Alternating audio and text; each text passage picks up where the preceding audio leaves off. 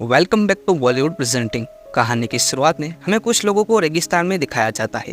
ये रेगिस्तान एशिया का सबसे बड़ा रेगिस्तान होता है और ये लोग यहाँ पर इस रेगिस्तान में ऑयल ढूंढने के लिए आए होते हैं, लेकिन यहाँ पर इनको ऑयल नहीं मिल पाता, इसलिए लोग इस प्लेन में बैठकर वापस जाने लगते हैं। अब जैसे दोस्तों ये उड़ान भरते हैं तो इनके सामने एक बहुत बड़ा रेतीला तूफान आ जाता है। इस तूफान को देखकर इस प्लेन का कोई पायलट अपने साथी से कहता है कि फिलहाल हमें वापस लौट जाना चाहिए और तूफान शांत होने का वेट करना चाहिए। लेकिन दोस्तों इस प्लेन का पायलट, जिसका नाम फ्रैंक होता है, वो इस बात पर मना कर देता है। यहाँ पर फ्रैंक कहता है कि हमारे पास दोबारा उड़ान भरने के लिए एक्स्ट्रा फ्यूल मौजूद नहीं है, इसलिए दोस्तों अभी अपने प्लेन को इस तूफान के ऊपर लेकर जाते हैं। लेकिन इस तूफान के चलते इनके प्लेन का एक इंजन खराब हो जाता है, जिससे इनका प्लेन डिसबैलेंस होने लगता है। थोड़ी देर के बाद जब इस तूफान से वो बाहर निकलते हैं तभी उनके सामने एक पहाड़ आ जाता है, जिसकी वजह से उनके प्लेन का निचले वाला हिस्सा टकरा जाता है। इस टकराव की वजह से प्लेन के पीछे वाला हिस्सा टूट जाता है और वहां से एक आदमी नीचे गिरकर मर जाता है। और थोड़ा आगे जाकर इनका प्लेन नीचे गिरने लग जाता है और आगे जाकर वो प्लेन रेत में दफन हो जाता है। और थोड़ी देर के बाद जब ये लोग बाहर आते हैं तो उनको मालूम पड़ता है कि 2 और लोग मर चुके हैं। और फिर जब ये लोग अपने खाने पीने का सामान चेक करते हैं तो इनको पता चलता है कि इनके पास सिर्फ 1 महीने के खाने पीने का सामान मौजूद है।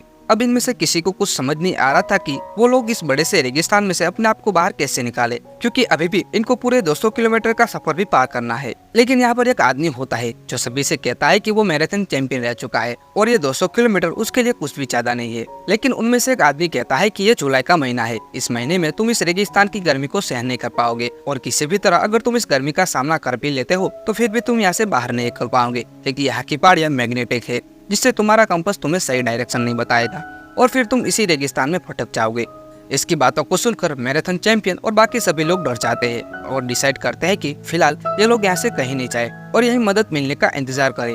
इसी रात को एक बार फिर से तूफान आ जाता है। इनमें से एक आदमी जब रात को बाहर टॉयलेट करने के लिए जाता है तो उसका पैर फिसल जाता है, जिससे वो वहाँ से नीचे गिरने लग जाता है। वहीं तूफान की रफ्तार भी तेज हो जाती है, जिससे वो आदमी अपने प्लेन की तरफ नहीं जा पाता और इसी तरह से सुबह तक इस रेत में दफन हो जाता है। बाकी के सभी लोग सुबह उस आदमी को ढूंढने की कोशिश करते हैं पर वो आदमी इनको नहीं मिलता। इसी तरह से एक दिन 2 लोग अपनी जान बचाने के लिए यहाँ से जाने लगते हैं। वो कहता है कि हमारी मदद के लिए यहाँ पर कोई नहीं आने वाला।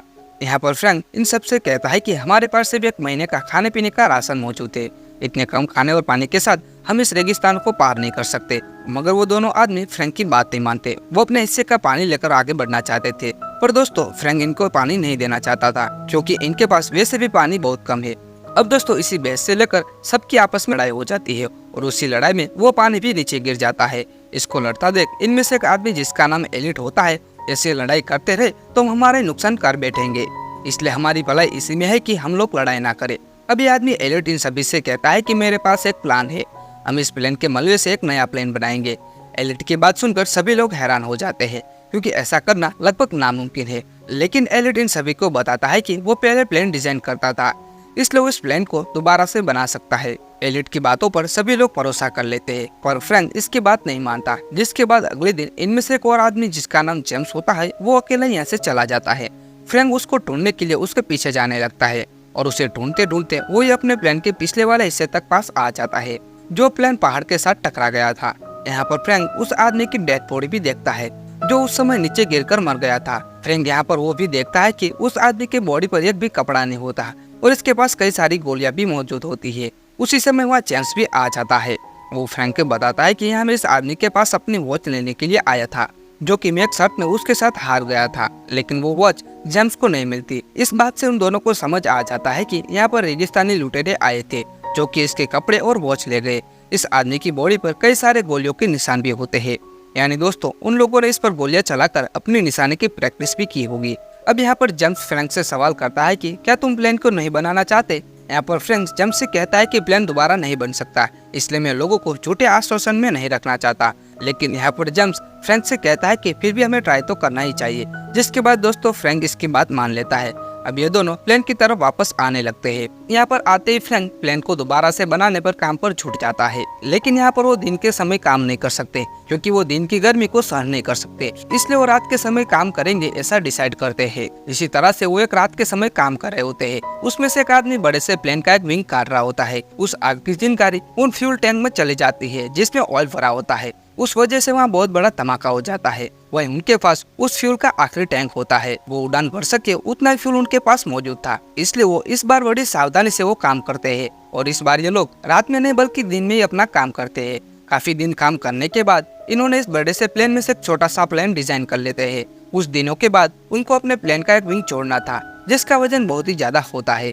यह सभी लोग मिलकर उस विंग को इस प्लेन के साथ जोड़ने लगते हैं, मगर उसी दौरान वो चैन टूट जाती है जो विंग के साथ बंधी हुई थी। विंग नीचे की तरफ गिरने लग जाता है, पर इनमें से एक आदमी जो प्लेन के अंदर होता है वो अंदर से इस विंग के बोल को टाइट कर देता है। अब इस प्लेन के साथ ऐड हो जाती है।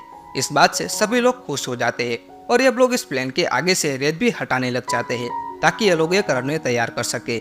लेकिन दोस्तों, एक दिन आसमान में बिजली कड़कने लग जाती है। सभी को लगने लगता है कि अगर बिजली इस प्लेन के ऊपर गिरी तो ये सभी लोग मारे जाएंगे, इसलिए सभी लोग मिलकर यहाँ से दूर हो जाते हैं, सिवाय एक आदमी जो कि एलिट होता है। एलिट इस प्लेन को खोना ही नहीं चाहता क्योंकि उसने इस प्लेन में तैयार करने में बहुत मेहनत की है। अब इससे पहले कि एलिट पर बिजली गिरती, फ्रैंक उसको धक्का देकर प्लेन के नीचे गिरा देता है। यानी दोस्तों, फ्रैंक और बाकी सभी को पता लग चुका था कि अगर एलिट को कुछ भी हो जाता है तो ये लोग इस प्लेन को तैयार नहीं कर पाएंगे, क्योंकि अभी भी इन लोगों को इस प्लेन का काफी सारा काम भी करना बाकी है। अगले दिन ये लोग अपने प्लेन का नाम फिनिक्स रखते हैं। वहीं उसी रात को उनको अपने सामने कुछ लोग दिखाई देते हैं। ये अंदाजा लगा लेते हैं कि ये लोग स्मगलर है। यहाँ पर फ्रैंक अपने साथियों से कहता है कि हमें इनसे पानी की मदद मांगनी चाहिए, पर एलिट इसे मना कर देता है। एलिट कहता है कि ये लोग बहुत खतरनाक हो सकते हैं। और दोस्तों, होता भी कुछ ऐसा ही है। जब फ्रैंक और उनके साथी इनसे पानी मांगने के लिए चाहते हैं तो उनमें से एक आदमी फ्रैंक के साथी को गोली मार देता है। यह देखकर फ्रैंक और उनके साथी गोली चलाने लगते हैं। यहाँ पर फ्रैंक और उनके साथी कई लोगों को मार देते हैं, लेकिन इनमें से एक आदमी यहाँ से भाग जाता है। पर यहाँ पर एक स्मगलर घायल हो जाता है, इसलिए वो अपने प्लेन के पास लेकर आ जाते हैं। लेकिन एलिट उसी दौरान उसे गोली मार देता है। फ्रैंक को इस बात से एलिट पर गुस्सा आ जाता है, पर एलिट उल्टा ही फ्रैंक को हिलाने लग जाता है। वो कहता है कि कल तुम्हारी गलती की वजह से हमने अपने एक साथी को खोया। इस बात को लेकर उन दोनों के बीच बहस शुरू हो जाती है और यहाँ पर फ्रैंक एलिट के मुंह पर एक मुक्का मार देता है। एलिट इस बात से बहुत नाराज हो जाता है और एलिट फैसला करता है कि वो इस प्लान को नहीं बनाएगा। फिर भी उनमें से एक लड़की होती है, वो एलिट के पास जाती है और उसे समझाती है कि अगर तुम अपना काम नहीं करोगे तो हम सभी लोग मारे जाएंगे, इसलिए तुम्हें हमारे लिए इस प्लान को पूरा करना होगा। इसके बाद सभी लोग एलिट से माफी मांग लेते हैं। यहाँ तक फ्रैंक भी एलिट से सॉरी बोलता है। अब एलिट भी इनकी बातों को मान लेता है। अब इसी तरह से वो अपना काम स्टार्ट कर देते हैं। एक दिन ये लोग उस आदमी को देखते हैं जो कि उस रात को इनसे बचकर भाग गया था। आज वो स्मगलर अपने एक साथी के साथ दूर से इनको देख रहा होता है, लेकिन वो आज इन पर हमला नहीं करेगा क्योंकि उसको भी पता है कि इनके पास कई सारे हथियार मौजूद है। जिसके बाद वो वहाँ से चला जाता है। लेकिन यहाँ पर फ्रैंक और उनके साथियों को पता लग चुका था कि वो कभी भी आकर इन पर हमला कर सकते हैं।